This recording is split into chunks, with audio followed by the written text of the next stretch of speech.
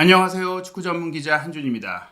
최근 프리미어리그 2연속 패배, 공식 경기 4연속 무승, 최근 7경기에서 단 1승밖에 거두지 못한 극도의 부진으로 엔지 포스테코글루 토트넘 감독을 경질해야 한다라는 현지의 여론이 커지고 있습니다.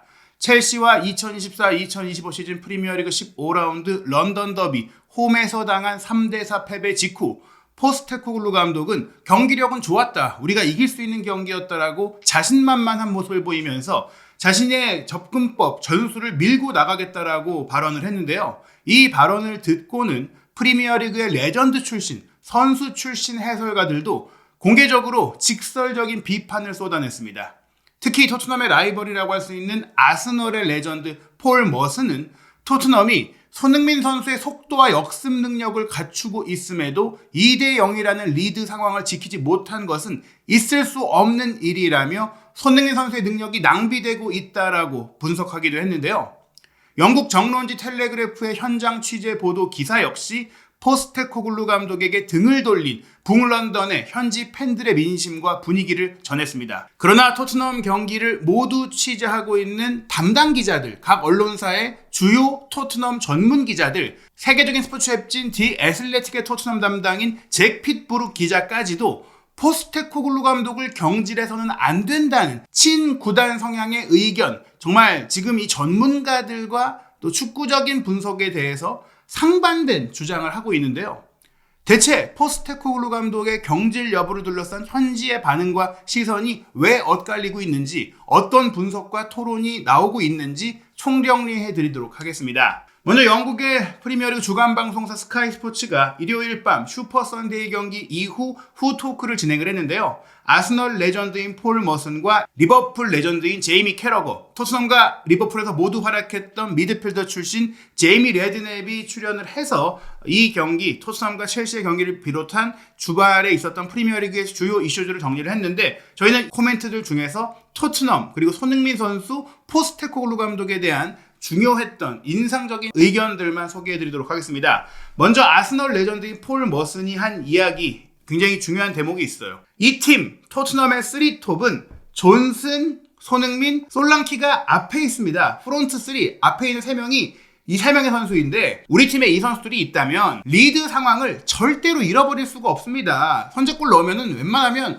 아주 여유있게 편안하게 경기를 운영할 수 있습니다. 왜냐하면 이 선수들은 카운터 어택에 있어서 완벽한 선수들이기 때문에, 퍼펙트 카운터 어태킹 플레이어들이기 때문에 싯백해서 내려앉아서 골을 넣고 우리가 앞서가고 있으니까 상대가 골 넣기 위해 이제 달려들 거잖아요. 그러면 끌어들여서 내려앉아 있다가 상대가 올라왔을 때 뒷공간을 역습하기만 하면 효과적으로 추가골을 노릴 수가 있기 때문에 경기를 운영하는 게 굉장히 쉽다라는 거예요. 경기 시작 5분 만에 선제골, 11분에 추가골로 2대0까지 앞서갔다면 1대0 리드만이라도 이렇게 여유있게 경기를 운영하면서 2대0, 3대0을 만들 수 있을 텐데, 2대0까지 상대의 실책을 통해 얻어내서 상대의 멘탈이 충분히 흔들릴 수 있는 상황이었다면 좀 더 여유있게 우리는 힘 안 쓰고 힘들이지 않고 경기를 편안하게 가져갈 수 있었다는 겁니다.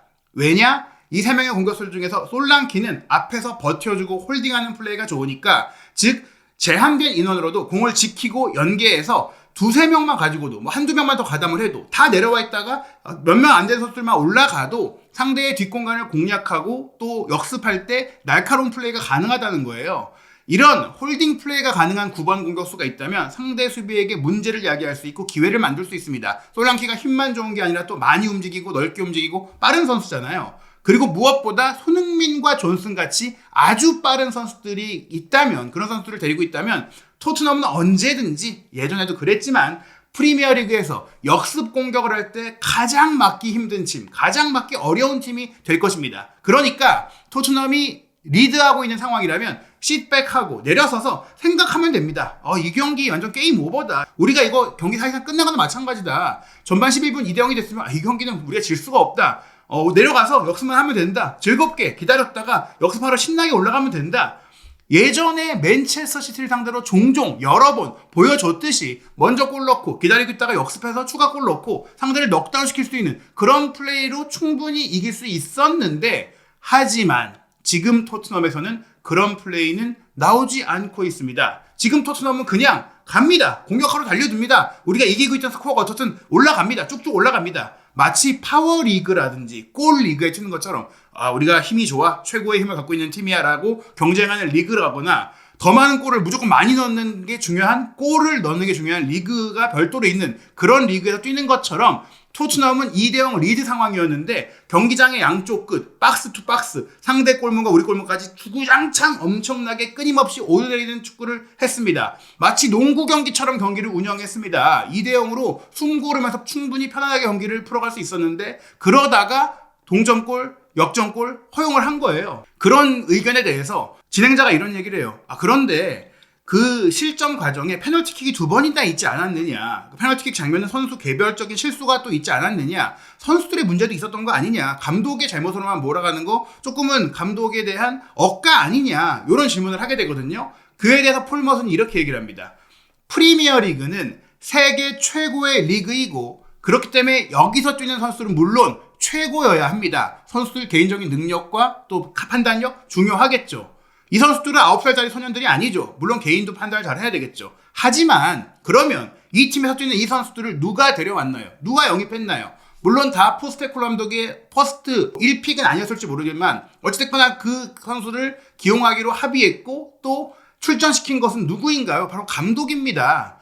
감독은 뭘 하는 사람인가요? 이 선수들을 코칭하고 발전시키고 또 규율을 만들어줘야 하는 사람입니다. 이 선수들이 어떻게 플레이하고 어디로 움직일지 지침을 내리는 것이 감독의 일이기 때문에 설령 그 개개인이 감독이 통제하지 못한, 감독이 손을 쓸 수 없는 실책을 범했을지 모르더라도 그 모든 책임과 그 과정을 조정하고 개선해야 되는 몫은 감독의 것이라는 겁니다.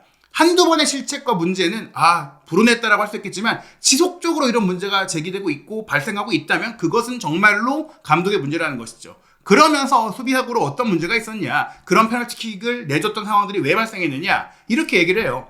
솔직히 이 경기를 보면요, 제가 56세인데요. 폴 머슨이 얘기하는 거예요. 이 경기에서 첼시의 수비형 미드필드인 라비아가 뛰었던 포지션을 제가 들어가서 뛰어도 할 수 있겠다는 생각이 들 정도였어요. 왜냐? 제 양쪽 앞에 두 명의 또 미드필드 파트너인 콜 파머와 엔소 페르난데스가 있었는데 이 두 명 사이에 정말 엄청난 빈 공간이 있었습니다. 거의 20야드 가까이 공간이 비어 있어요. 첼시의 가장 위험한 두 선수 사이에 공간이 충분히 있다 보니까 저는 나이가 들었지만 서서 압박도 안 오니까 그냥 글로 패스 전해주기만 하면 그거 수행해서 토트넘의 수비를 흔들 수 있었을 것 같습니다. 요런 얘기를 하는데 요 얘기를 정확하게 분석한 그 프로그램이 바로 영국 BBC의 매치 오브 더 데이예요. 트로이 디니가 출연을 해서 토트넘과 첼시의 경기 분석을 했는데 그중에 흥미로웠던 것이 바로 토트넘의 이 전방 압박이 배후로 빠져들어갔던 콜파머와 엔소를 어떻게 막지 못했느냐. 이 장면 보시면 첼시의 센터백과 골키퍼를 압박해서 괴롭히는 것은 토트넘이 성공을 했어요. 많은 선수들이 막 높이 올라가서 달려들어서 압박을 하면서.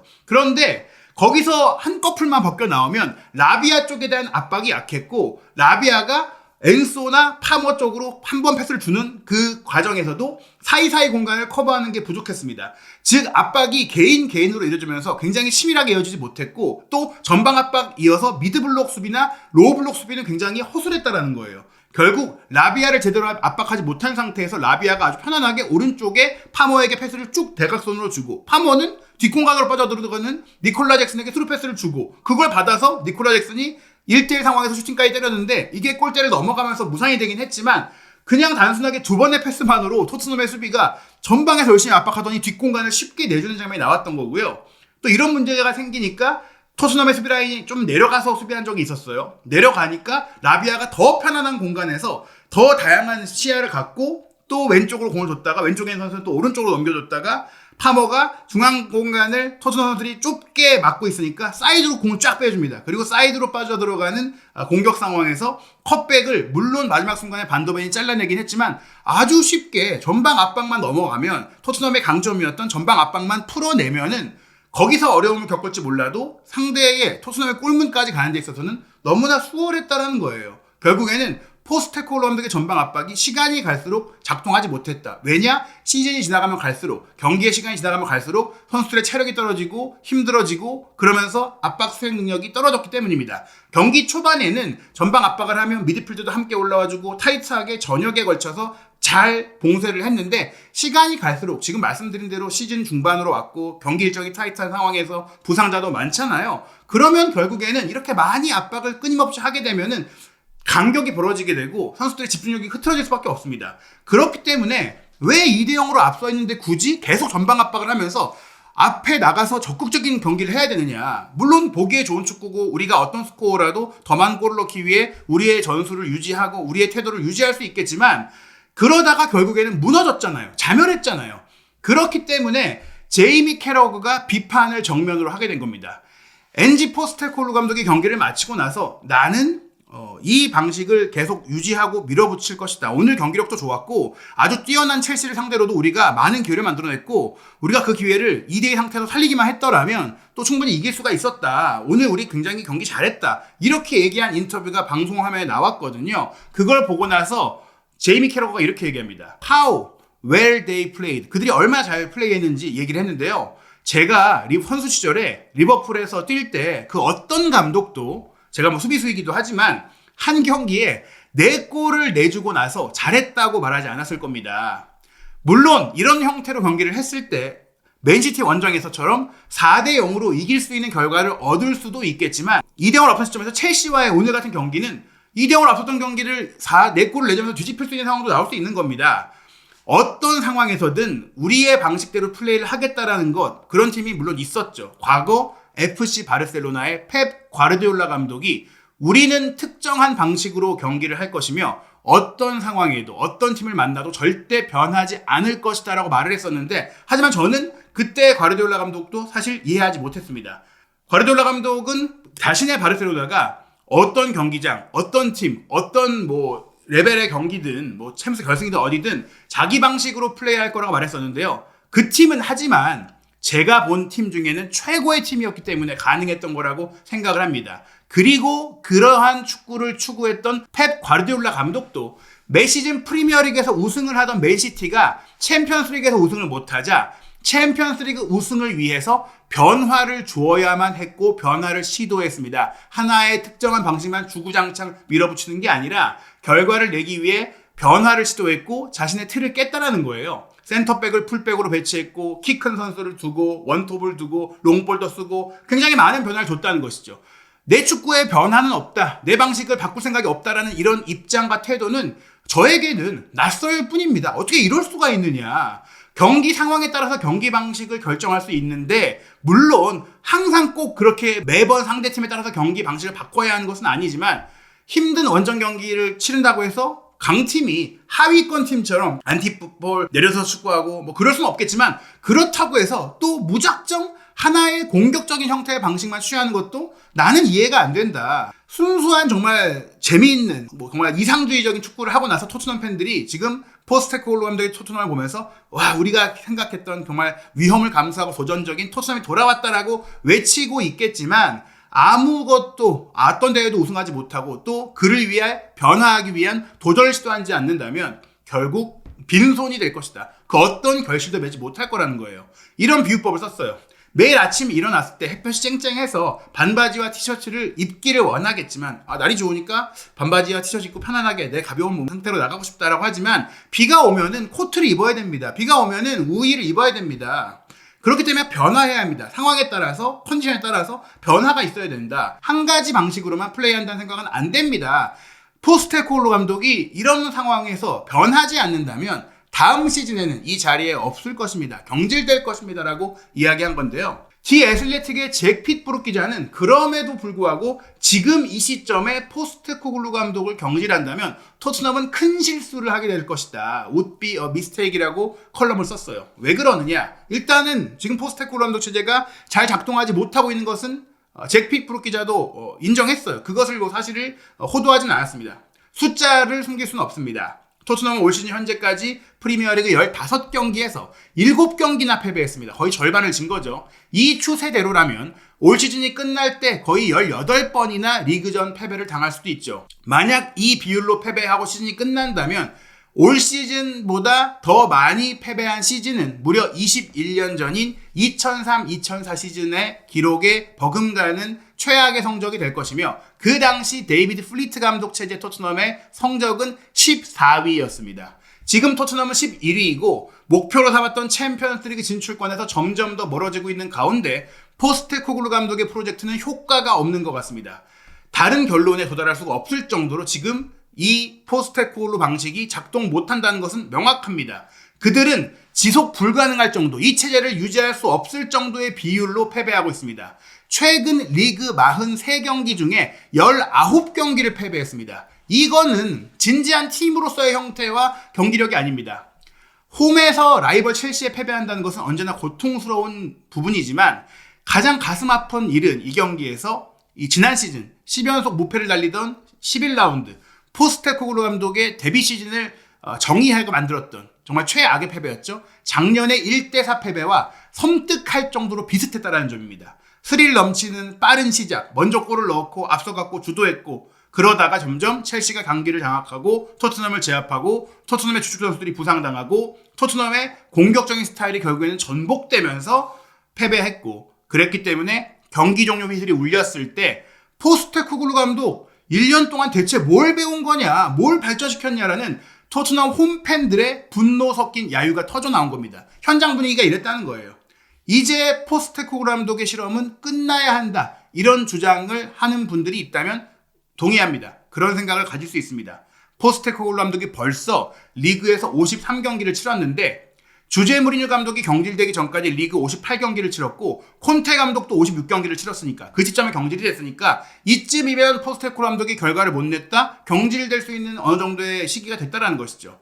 게다가 포스테코글루 감독은 이제 3번이나 이적 시장을 보내면서 좋은 선수도 영입을 했고 돈도 많이 썼어요. 지난 시즌 5위를 했고 그보다 더 나은 팀이 되었어야 하는데 지금의 토트넘은 지난 시즌의 결과보다도 더 안 좋은 성적이 예상되는 기대와 거리가 먼 팀이 된 겁니다.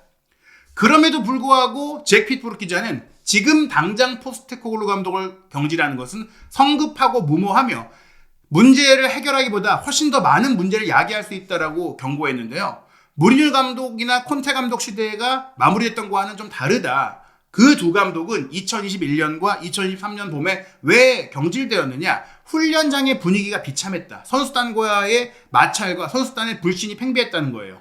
선수들이 무리뉴 감독의 이 도발적인 팀 지휘 방식에 지쳐 있었고 기준이 무너지고 있다는 느낌이 들 정도였다. 그게 외부에 느껴질 정도였다는 것이고 콘테 감독 시절에는 반복된 훈련, 제한된 전술, 그리고 역시 어두운 분위기, 지루한 느낌이 많이 있었다는 겁니다. 그런데 포스테코글루 감독 체제는 그렇지 않다. 선수들이 매일매일 훈련도 즐기고 있고 또 경기 방식도 좋아하고 있고 훈련에서의 도전도 즐기고 있다는 거예요. 선수들이 감독을 외면하지 않고 있고 감독의 방식을 존중하고 따르고 있다는 겁니다. 선수들은 이 감독의 방식대로 해서 결과를 내고 싶어 한다는 그런 얘기죠. 로메로 선수가 이 경기를 마치고 나서 포스테코글루 감독을 지지하는 또 그런 반응을 보였던 것도 그 분위기를 반영하는 거라고 할 수 있겠습니다. 전반 30분 동안은 분명히 토트넘이 첼시를 무너뜨렸다. 포스테코글루 감독의 아이디어를 실현하기 위해 최선을 다하면 결과가 나오지 않겠느냐. 그런데 물론 전방 압박이 쿠쿠렐라의 실수를 유발하기도 했지만 쿠쿠렐라의 축구화 자체에 문제가 있어서 그 실수가 나왔다고도 볼 수가 있기 때문에 그리고 이전에 아슬아슬했던 패배나 좋은 성과도 상대팀의 결정력, 상대팀의 실책이 따라왔기 때문이기도 하기 때문에 어찌 보면 포스테코글루 감독이 과장된 결과, 과장된 헛된 희망을 주고 있는 게 아닐까? 그런 생각도 드는 거거든요. 포스테코글루 감독은 우리 선수들이 믿음과 자신감을 갖지 못했다면, 부족했다면 오늘 같은 경기를 못했을 거라고 했는데 믿음과 자신감이 있는 상태에서 모든 걸 쏟아내도 계속 같은 부정적인 결과가 나오고 있고 똑같은 방식으로 패배하고 있잖아요. 그런 상황을 고려한다면 분명히 저는 재고해야 된다고 생각을 하는데 여기서 잭 피트브룩 기자는 이렇게 얘기를 해요. 손흥민 선수가 만들어줬던 전반전 막판의 기회죠. 사르의 헤더 슈팅 골대 때린 거, 또 솔랑키가 손흥민 선수의 컵백을 마무리하지 못한 거, 이거라도 들어갔더라면 3대1이 됐던 거 아니냐, 경기가 달라졌을 수 있는 거 아니냐라고 하는데 아니라고 생각해요. 2대0이 됐는데도 첼시 선수들은 전혀 동요하지 않았고 이길 수 있다고 생각을 했어요. 토트넘이 약하니까 3대1이 됐다고 설사 하더라도 그래도 첼시는 후반전에 3골, 4골을 넣을 수 있는 경기를 했을 겁니다. 왜냐? 토트넘의 경기 운영 방식이 이따위니까. 지금 결과가 나쁘지만 감독을 유지하는데 이점이 있다라고 또 주장하는 잭 피트브룩 기자의 말이 안 되는 게 맨유 원정, 맨시티 원정에서의 좋은 경기력과 승리, 에스턴 빌라전 완승 얘기하지만 그 팀들이 다 최악의 시기일 때 이긴 거라는 설명은 없어요. 그리고 그도 압니다. NG볼이 카드의 집 같은 축구다. 모든 게 완벽하게 갖춰져야만 작동한다. 신체적으로나 전술적으로나 기술적으로나 정신적으로나 모든 게 완벽하지 않으면 결국에는 무너진다. 정말 카드집처럼 와르르 쏟아진다. 비엘사 축구가 결국에는 무너지고 실패하는 것처럼 선수들이 인간이기 때문에 무너질 수밖에 없고 완벽하게 수행할 수밖에 없는 그런 축구라는 건데, 포스테코글루 감독의 축구도 그런 축구다. 근데 전 좀 더 정교함과 이런 디테일이 떨어진다고 생각을 해요. 게다가 이 경기 스타일 자체의 문제를 넘어서서 빡빡한 일정과 부상을 유발하는 상황, 그로 인한 뎁스 문제, 로테이션 문제가 발생하면서 토트넘은 점점 더 어려워지고 있거든요. 그것을 얘기하면서도 현재 그렇다면 실직한 무직 상태인 감독이 누가 있느냐. 잭 피프로 기자는 조금 말도 안 되는 주장을 또 해요. 시장에 좋은 감독이 없습니다. 과거에 누누 감독을 빠르게 경질했을 수 있었던 이유는 콘테 감독이 무직 상태였고 토트넘과 어느 정도 의견 교환을 하던 상태였기 때문에 전화만 하면 올 수 있었다.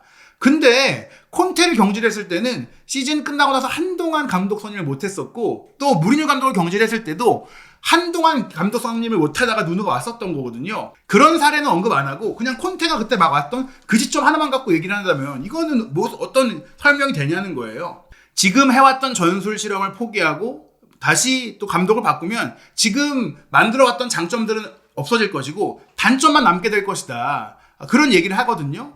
저는 그렇지 않다고 생각합니다. 지금 선수들의 단점만 드러나게 하는 축구를 하고 있기 때문에 포스테코글루 감독만 바꿔도 그 선수들의 장점만 효율적으로 효과적으로 잘 쓰는 감독을 잘 데려온다면 충분히 가능하다. 맨유가 테나 감독을 경질했을 때 루이즈 반 니스텔로이 임시 감독만으로도 굉장히 좋은 결과를 냈고, 심지어 반 니스텔로이 감독이 나가고 온 아모린 감독이 더 결과가 안 좋을 정도로 정말 단순한 전술로 조금 이런 실리적인 결과를 낼 수 있는 감독도 충분히 찾을 수가 있고, 포스테코글루 감독도 사실은 감독 후보로 언급도 안 되던 갑자기 등장한 변방의 후보거든요. 그런 것들을 생각한다면 충분히 데려올 감독이 있고, 나아가서 좀 도전적으로 움직인다면 다른 팀에서 일을 하고 있다고 하더라도 위약금 규모가 크지 않는 감독이라든지 뭐 이라올라 감독이라든지 지금 소문으로 돌고 있는 입스위치의 맥케나 감독이라든지 누구든지 움직여서 데려올 수 있고, 충분히 지금 포스테코글루 감독의 이 문제를 해결할 수 있는, 반 니스텔로이 감독도 레스터에 가기 전에 먼저 토트넘이 움직였다면 충분히 데려올 수가 있었다는 부분입니다. 텔레그래프는 그렇기 때문에 이번 경기 조금은 다른 논조를 언급했는데요. 제이슨 버트 기자는 수석 기자로서 이런 얘기를 했어요. 토트넘 팬들이 콜 파머를 향해 이 카드 섹션을 했던 종이를 꾸겨서 던졌던 것은 도전이라는 정말 본인들의 모토를 표기했던 카드 섹션을 퇴색시키는, 무색하게 만드는 경기력과 함께 그들 스스로를 저버린 행위였다. 결국 파머는 그에 굴하지 않고 페널티킥을 2골이나 넣었고 파넨카 골을 넣었고 토트넘을 항복하게 만들었다. 첼시 팬들은 토트넘 또 무너지는구나, 또 토트넘이구나 라고 야유하는 것에 대응할 수가 없었다. 비수마와 사르가 허무하게 어리석게 페널티킥을 허용했을 때도 이런 얘기를 해요. 그들은 무슨 생각이었을까요? 생각이라도 하고 있었을까요? 이런 얘기를 할 정도니까 그 선수들이 그렇게 부진하게 놔둔 게 누구냐? 누가 그런 상황을 만들었느냐? 포스테코글루 감독이라는 것이죠. 게다가 포스테코글루 감독이 로메로와 반더벤을 서둘러 부상에서 복귀시키는 도박을 걸었는데 두 선수가 모두 부상으로 교체되면서 큰 역효과까지 나왔다. 발가락 문제와 또 햄스트링에 좀 통증이 있는 것으로 알려졌던 로메로가 대퇴사두근이라는 새로운 부상까지 입으면서 14분도 못 뛰고 나갔고, 반더벤도 후반전에 근육 부담을 느끼면서 교체 아웃이 됐죠. 디렉터석에 앉아있었던 다니엘 레비 회장의 표정이 모든 것을 말해줬다. 포스테코글루 감독의 입지가 지금 위태로워지고 있다는 징후가 나타났다는 겁니다. 포스테코글루 감독에게 정말 위험한 시기가 다가왔다라고 얘기를 하고 있는데요. 사실 토트넘의 포스테코글루 감독은 여러 변명을 이 경기에 했었죠. 사르를 향한 카이세도의 이 도전, 발길질이 지난해 엔소 페르난데스를 향했던 로메로의 그 정강이 가격과 같은 상황이었는데 왜 퇴장을 안 당했느냐. 그리고 여러 가지 토트넘이 좀 억울한 판정들이 있었다라고 하는데, 쿨루셉스키가 라비아의 얼굴을 팔꿈치로 가격했던 것도 그렇다면 퇴장이 되었어야 하는 그런 파울이었고, 결국에 라비아가 이 타격 이후 교체까지 당했었잖아요. 그리고 또 토트넘이 솔랑키의 득점 기회라든지 또 손흥민 선수의 기회라든지 뭐 다른 득점 기회들을 놓쳤던 장면들, 뭐 이런 것들을 넣었다면은 또 달려다칠 수 있다라고 포스테코글루 감독이 말했는데, 경기 주도권을 잡은 적이 없다. 오히려 프레이저 포스터가 최소한 4번의 좋은 선방을 했고 첼시가 더 많은 기회를 잡았다고 주장할 수 있다라고 이야기하면서 이거 다 말도 안 되는 변명이다, 거짓 변명이다라고 했고요. 마지막 순간 4대3을 만든 손흥민 선수의 골조차도 너무 늦었고 토트넘의 많은 일들이 그러했듯이 허망한 희망에 불과했다고 했습니다. 지금 포스테코글루 감독의 축구는 거짓 희망, 헛된 희망만 주고 있기 때문에 점차 부정적인 여론이 경질이라는 결론으로 이어지지 않겠느냐라는 논조였는데요. 그럼에도 불구하고 잭 핏브룩 기자를 비롯해 스카이 스포츠의 리알 토마스라든지 스탠다드의 댄킬 패트릭이라든지 풋볼 런던의 알렉스 골드 기자 등은 토트넘 구단과 굉장히 친해서 그런지 포스테코글루 감독을 변호하고 두둔하는 반응들을 내놓고 있습니다. 친구단 성향의 기자들의 논조가 정말 이성적이고 냉정하지 못하다면 이런 일들이 벌어진다고 생각을 합니다. 12월 14일 금요일 새벽 5시 레인저스와의 유로파리그 원정 경기는 셀틱에서 스코틀랜드 리그를 압도했던 포스테코글루 감독이기 때문에 이 경기만큼은 결과에 대한 변명이 불가능할 겁니다. 그리고 리그 최하위인 사우샘튼과의 12월 16일 월요일 새벽 4시 프리미어리그 16라운드 결과도 마찬가지겠죠. 그리고 12월 20일 금요일 새벽 5시 토트넘이 우승할 수 있는 희망이 그래도 현실적인 카라바오컵 8강전 아모린 감독의 맨유, 이미 올 시즌 3대0으로 이겼던 팀이기도 하고 아모린 감독 체제에서 지금도 경기력과 결과가 아쉽다고 얘기가 나오고 있는 팀이기 때문에 이 경기 만약에 내용과 결과 가져오지 못한다면 과연 어떤 반응이 나올지 궁금해집니다. 손흥민 선수만 제대로 활용을 해도 충분히 결과를 낼 수 있는 그런 좋은 팀을 맡고 있으면서 자신의 개똥 철학, 똥꼬집으로 팀을 망가뜨리고 손흥민 선수의 몸까지 고갈되게 만드는 포스테코글루 감독의 축구, 과연 언제 그 끝을 맺게 될지 한준TV 구독, 좋아요, 알림 설정으로 영국 현지에서 나오는 최신 소식 그리고 모든 경기의 실시간 분석, 입중계 모두 함께해 주시기 바랍니다.